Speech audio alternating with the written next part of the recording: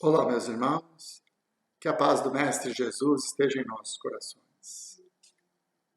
Não separeis o que Deus juntou, disse Jesus ao saduceu, que veio ao seu encontro para tentá-lo.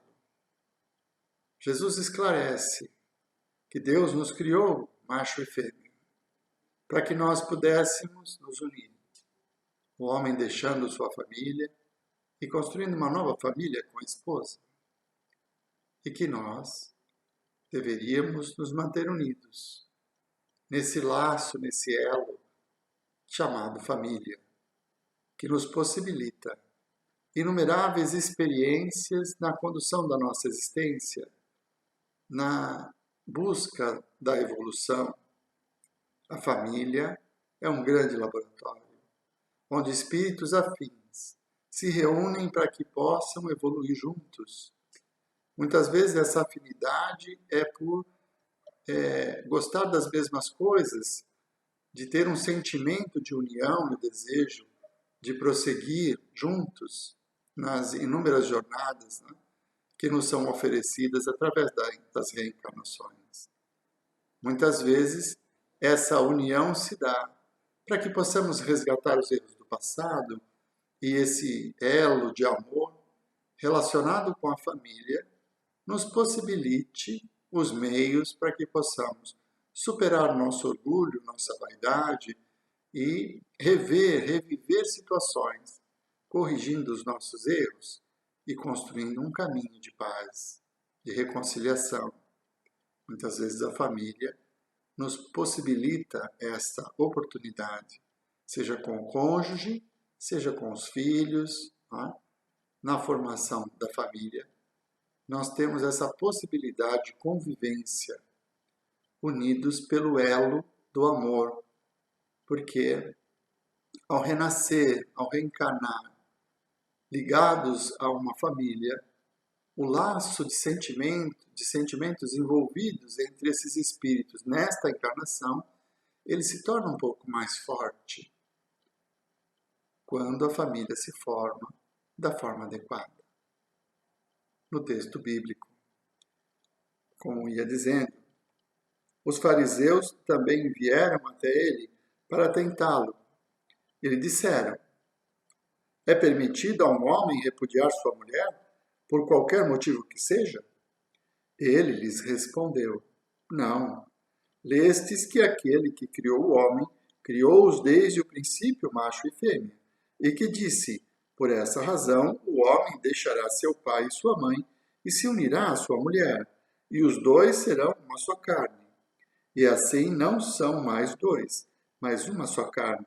Portanto, que o homem não separe o que Deus juntou. Então Jesus esclarece. Quando homem e mulher se unem na formação da família, deixaram as suas famílias para construir uma nova família. Se o laço for divino, se for pela lei de Deus, que é o amor, então ninguém conseguirá separá-los. O homem não separa o que Deus uniu. E foi Deus que nos criou a todos e plantou a semente do amor em nosso íntimo, para que através dela pudéssemos nos desenvolver. Então, quando a união acontece por esse laço de amor, esse elo é muito resistente e sobrevive às vicissitudes da vida, às dificuldades, aos compromissos, enfim. A união pelo amor nos torna fortes e, nesse caso, não haverá a separação.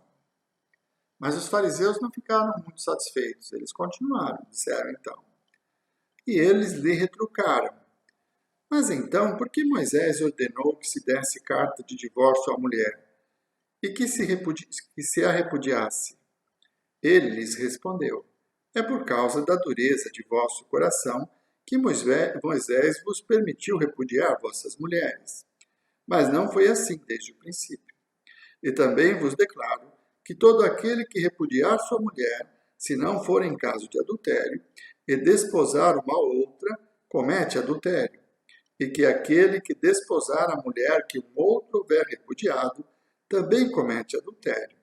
Isso está em Mateus, capítulo 19, versículos de 3 a 9.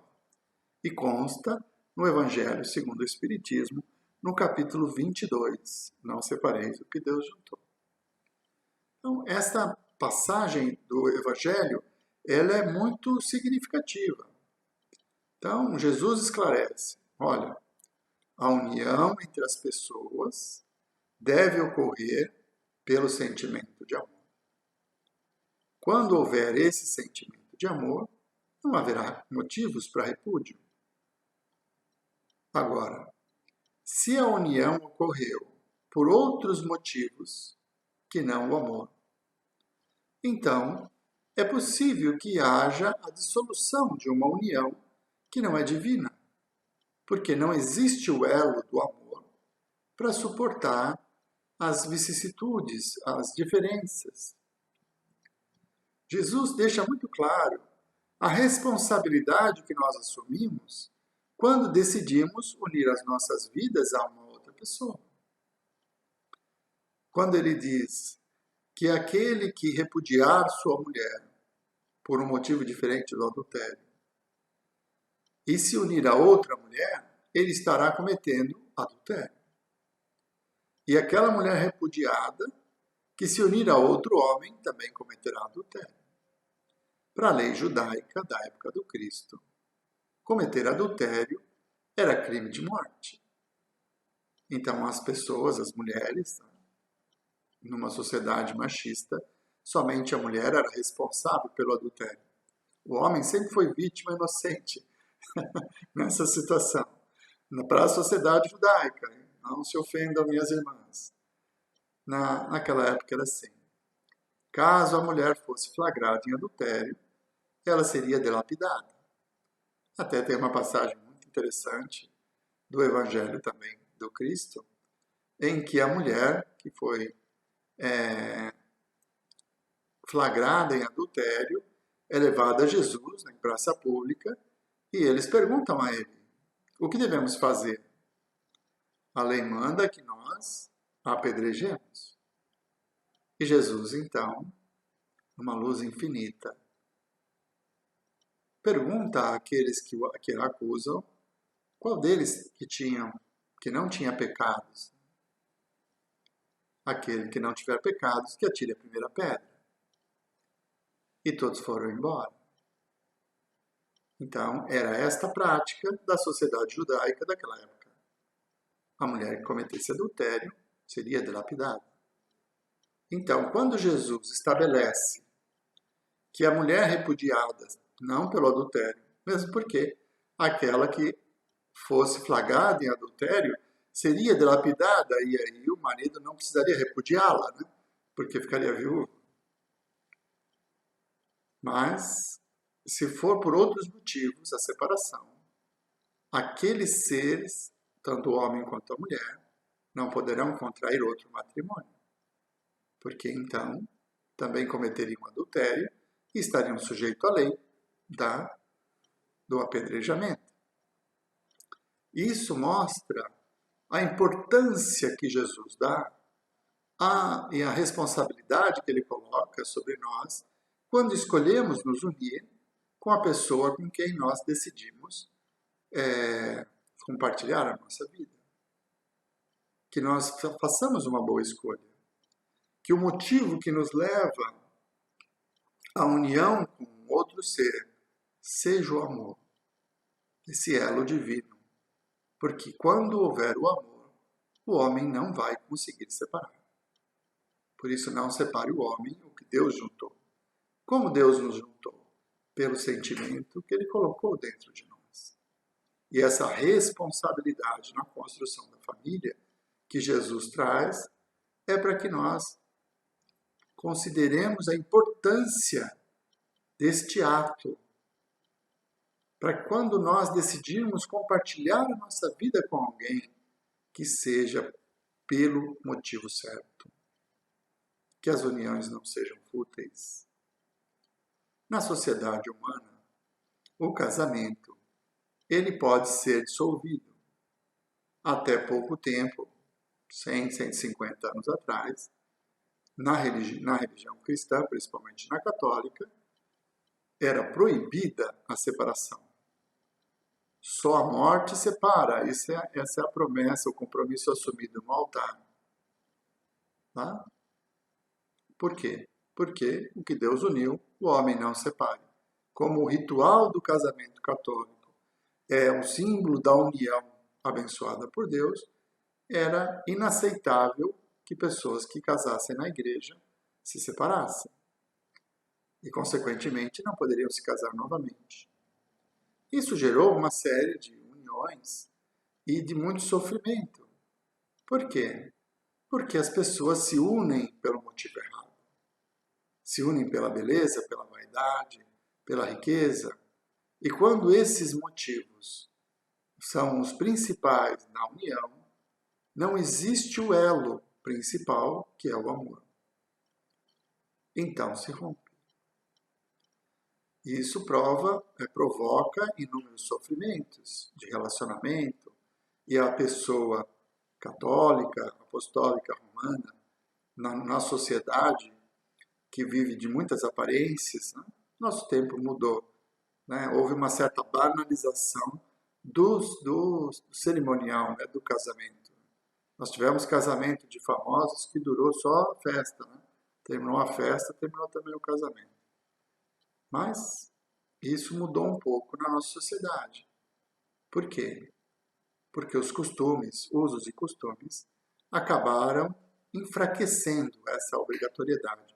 O que não deixa de ser bom, porque muitas uniões realizadas por interesse, sem que houvesse o sentimento verdadeiro de amor, levaram a sofrimentos, levaram a traições, a agressões, sejam físicas ou morais, de relacionamentos longivos, né, 30, 40 anos, de sofrimento, porque não havia o sentimento mais importante entre aqueles dois seres, o que torna a tolerância nula e a convivência insuportável. Então, muitas pessoas conviveram infelizes por toda a encarnação devido à união com a pessoa errada.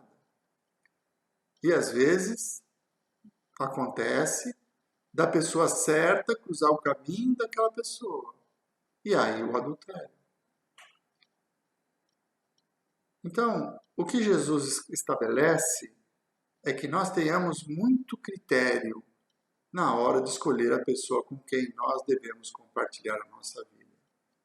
E se o sentimento for verdadeiro e recíproco, então essa união será indissolúvel, porque acontecerá pela lei divina, que é o amor, e não pela lei dos homens. A lei civil, ela se altera, ela é diferente de país para país, e ao longo do tempo também ela foi se transformando. Até outro dia, no Brasil, não se aceitava o divórcio.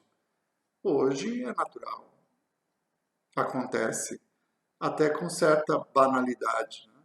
As pessoas se unem pelos motivos errados, se separam e pronto. Vivem a aventura do casamento. Né? Não é algo planejado. Mas tudo isso acontece pela ausência do sentimento. Eu gosto de usar uma frase do Charlie Brown, numa de suas músicas, que ele diz assim: só o amor constrói pontes indestrutíveis. E a imagem desse verso, né, da música, ela é muito poderosa. Por quê? Porque a ponte liga lugares diferentes. Mas ela permite que haja uma troca. Pessoas vão de um lugar para o outro lugar pela ponte. Pessoas do outro lugar voltam para cá pela mesma ponte. Então, quando ele diz que o amor constrói pontes indestrutíveis, é o elo que une duas pessoas diferentes, porque todos nós somos diferentes. Não existem dois seres iguais.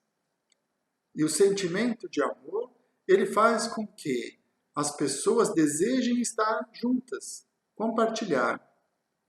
E como é uma ponte, quer dizer, é uma via de mão dupla, as diferenças entre o casal, entre os dois seres que se uniram pelo sentimento, elas vão se amainando.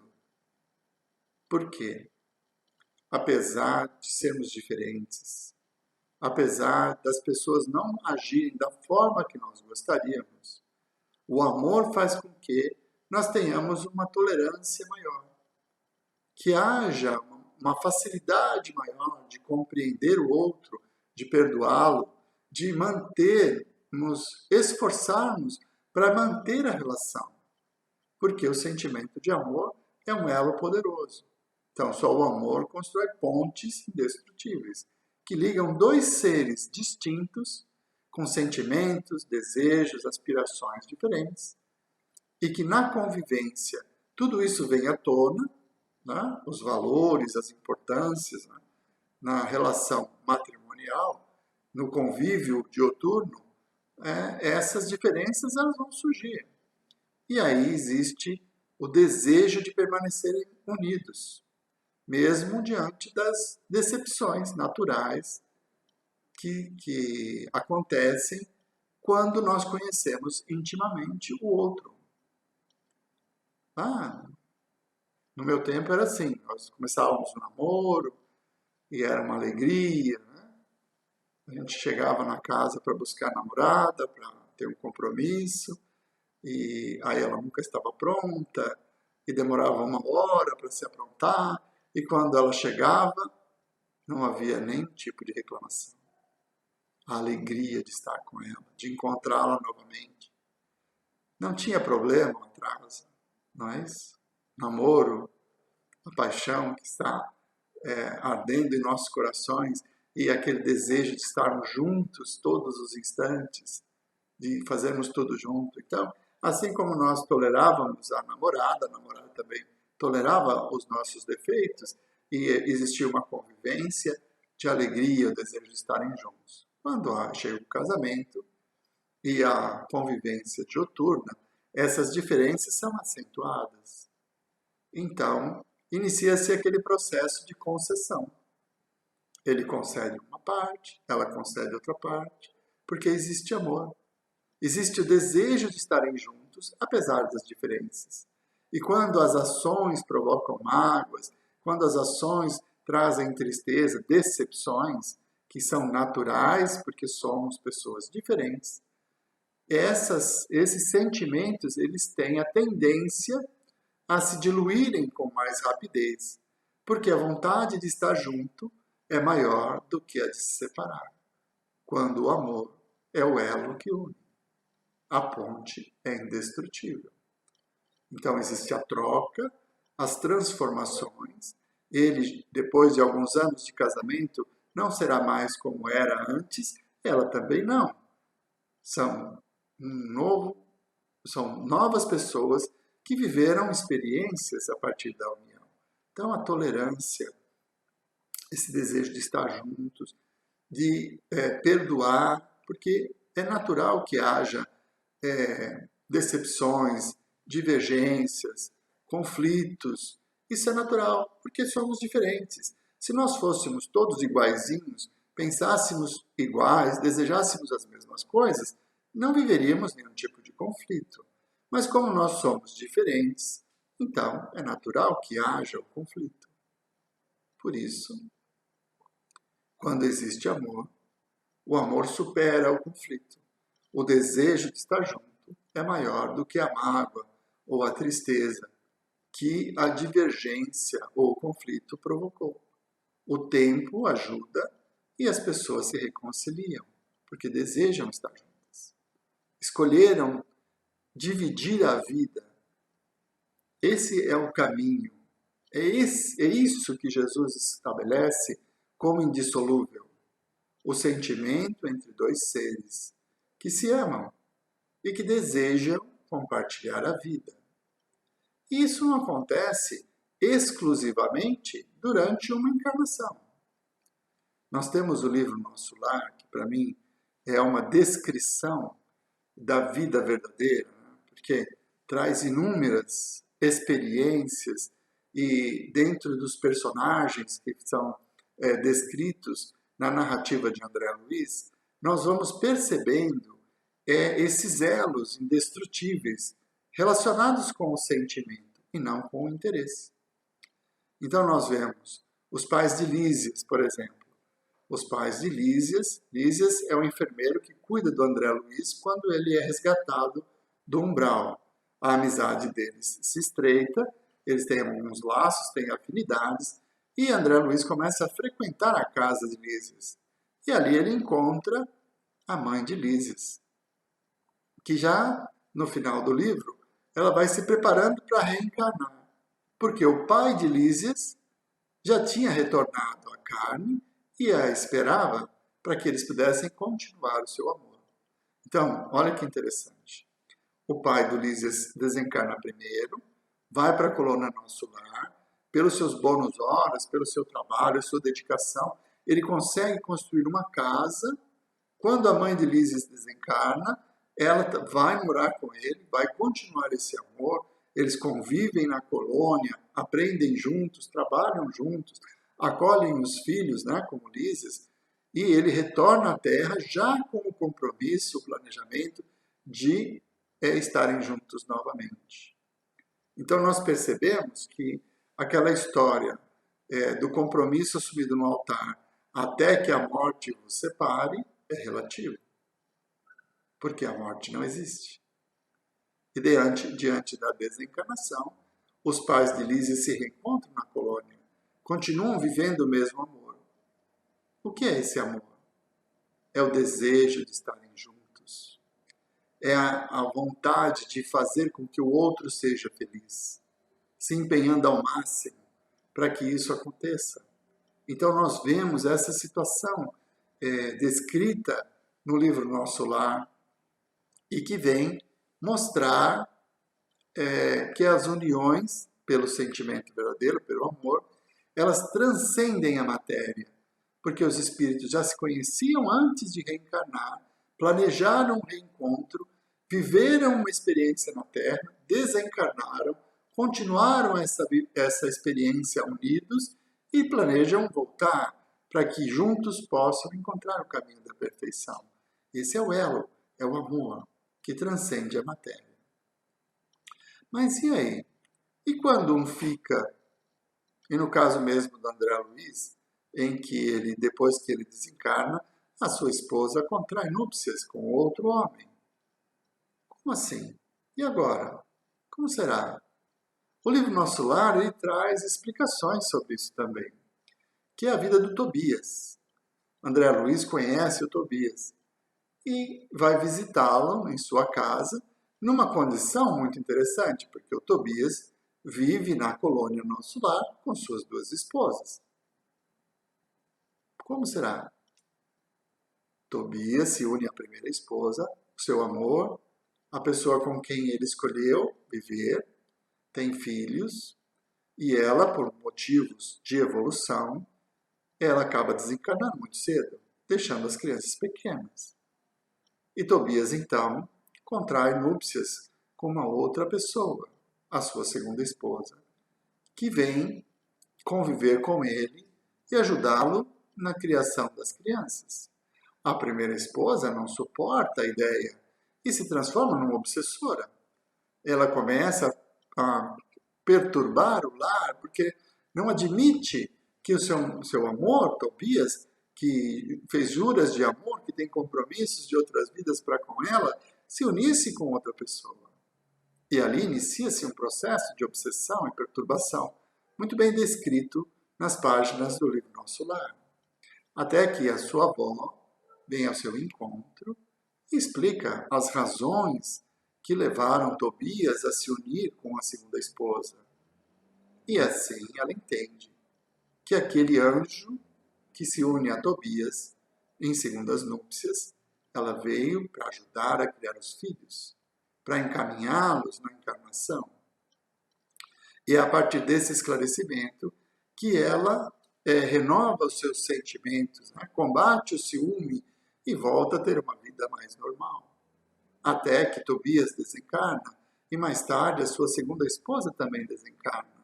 E todos se reúnem na colônia Nosso Lar e convivem numa única família.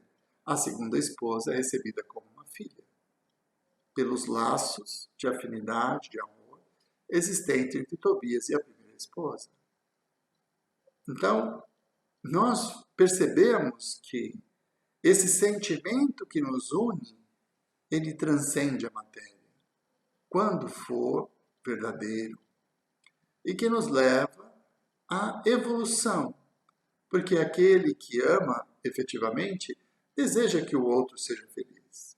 Então, vai se empenhar, vai usar de mais tolerância, vai se magoar, vai se machucar, é natural. Haverão conflitos que serão superados pelo sentimento maior que é o amor. Então, não haverá separação.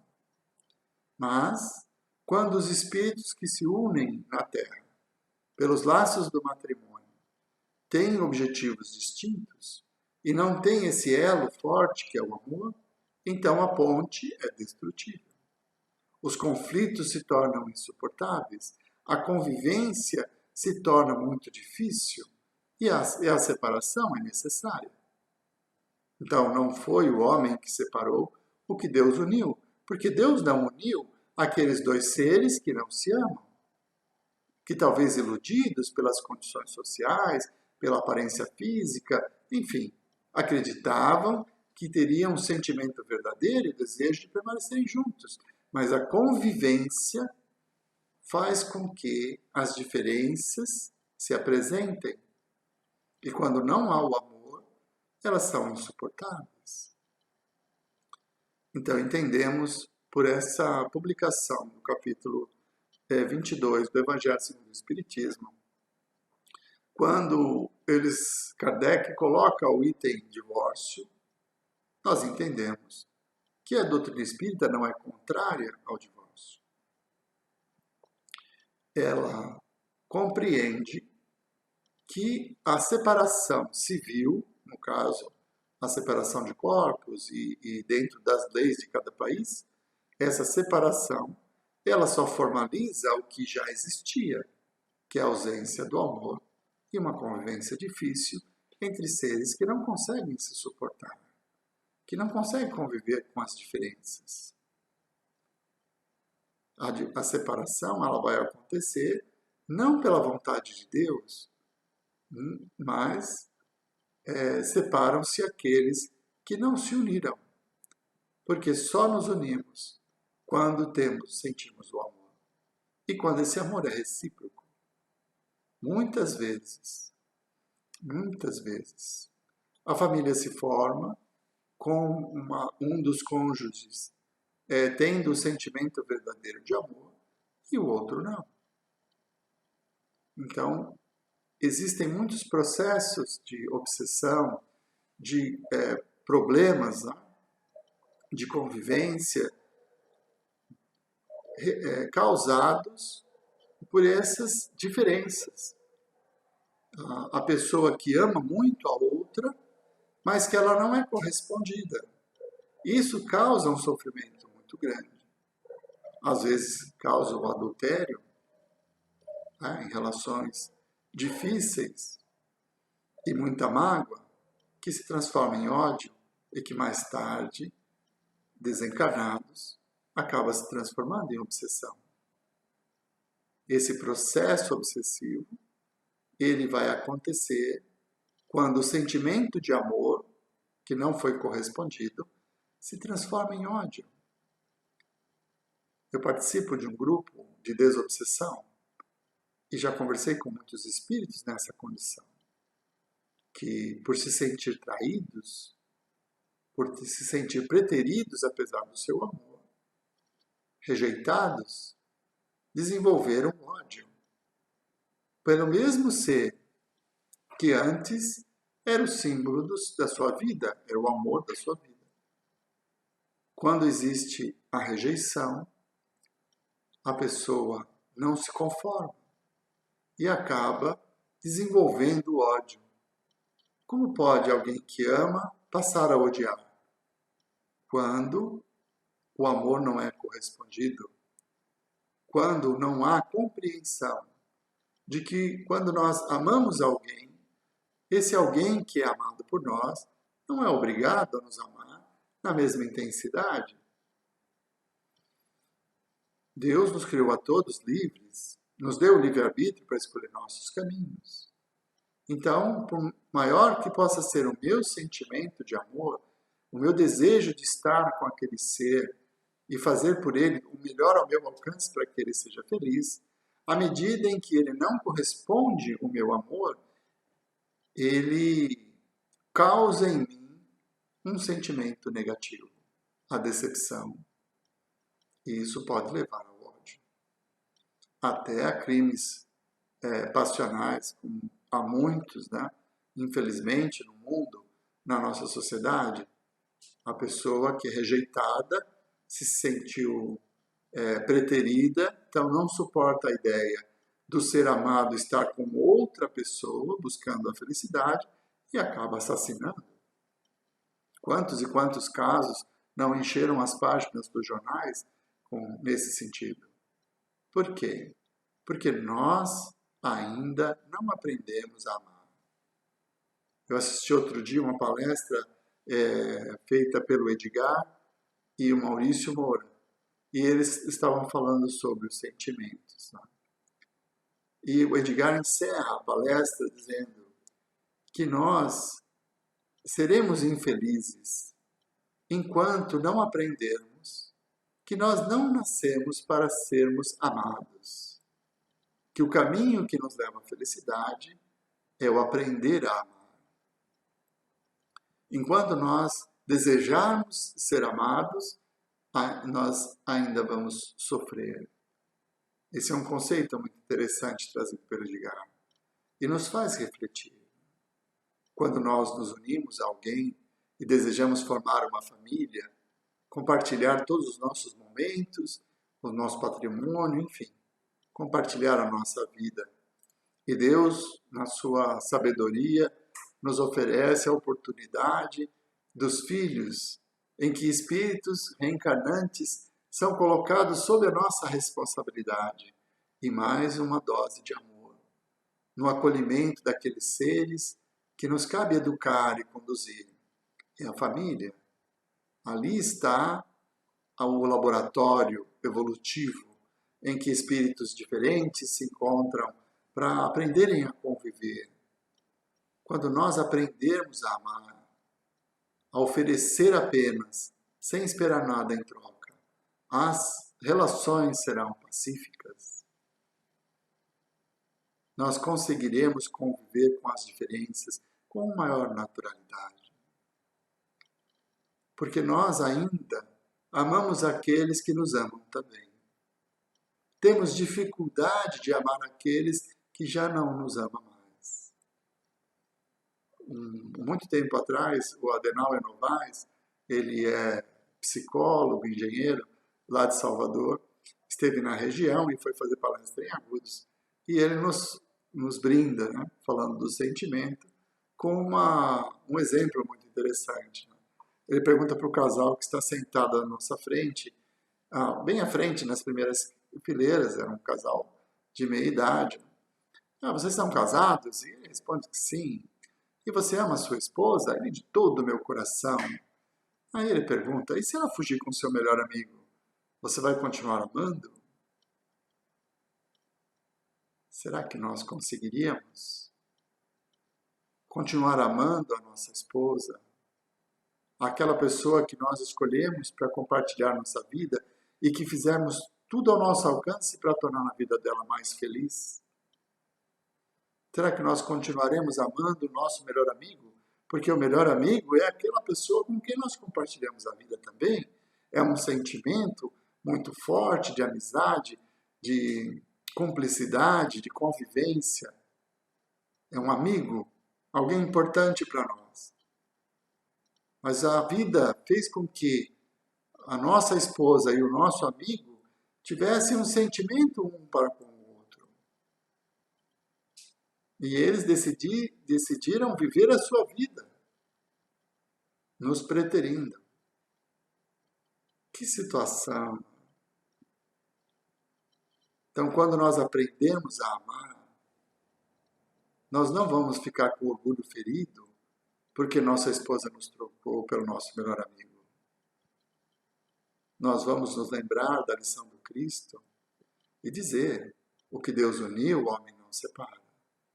Se houvesse o amor verdadeiro entre os dois, não haveria interferência do amigo. Não haveria possibilidade de mudança. Mas se houve, é porque não existia o elo do amor mútuo.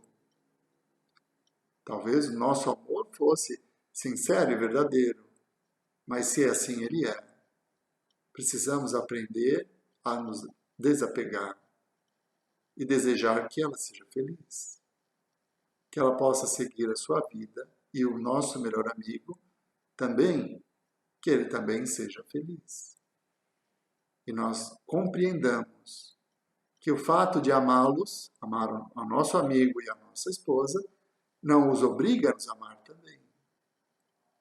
Difícil. Muito difícil. Porque nós ainda desejamos ser amados.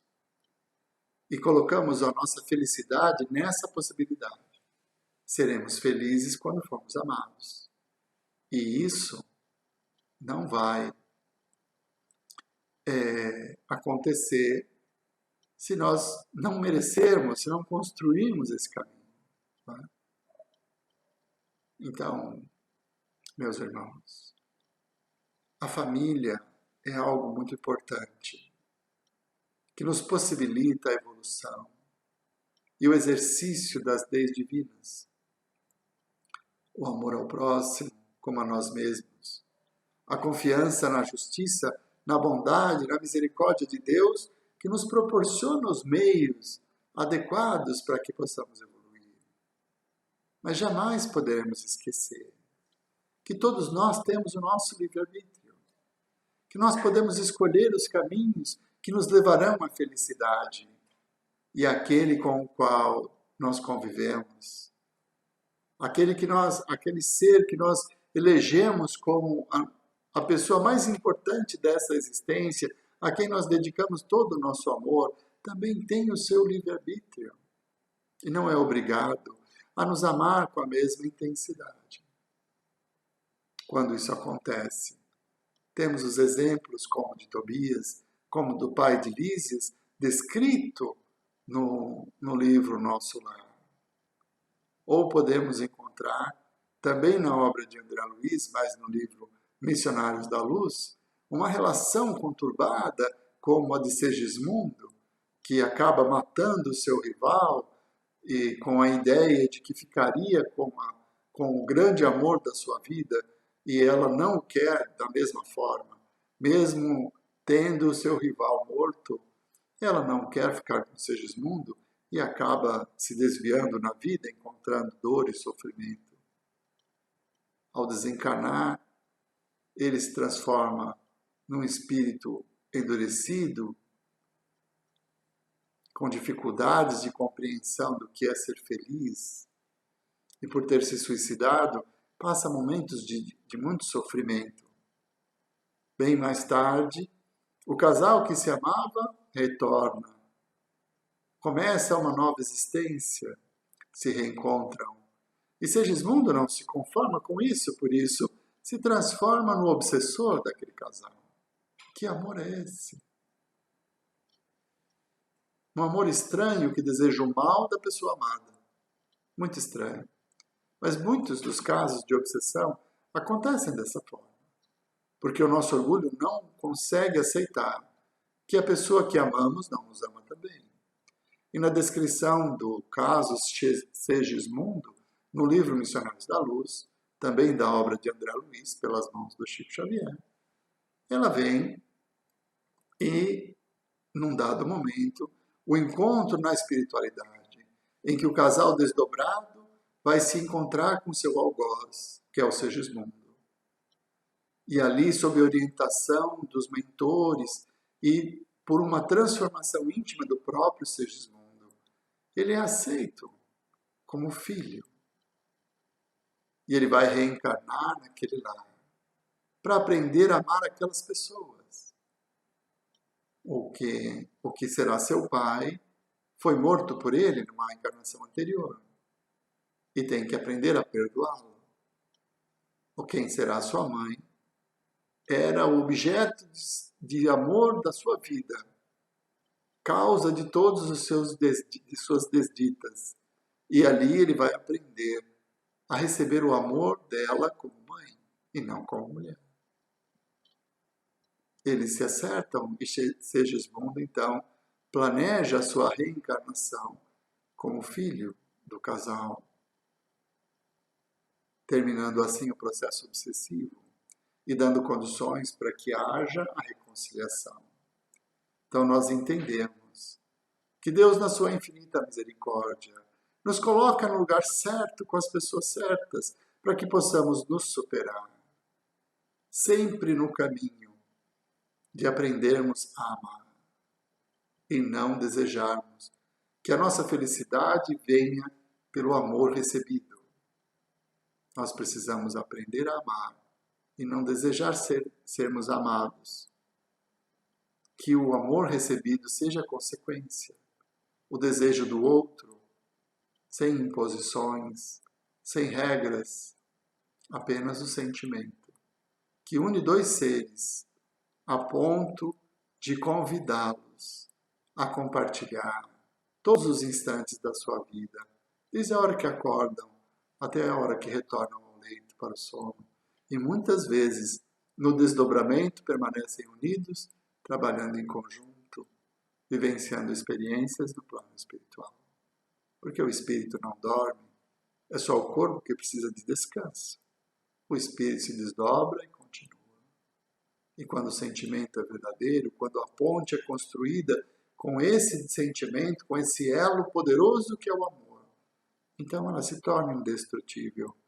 E as diferenças são meios de evolução, de progresso, na convivência dioturna, que nos transforma em seres melhores, movidos pelo amor. O que Deus uniu, o homem não separe. Isso está no título do capítulo 22 do Evangelho segundo o Espiritismo. Quando Deus colocou em nós o amor, é para que pudéssemos nos unir a todos.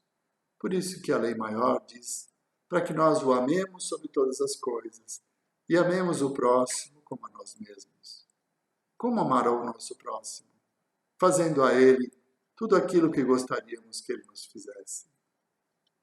Então esse complemento da lei maior, trazida por Jesus, mostra quando e de que forma nós vamos nos transformar e aprender a amar.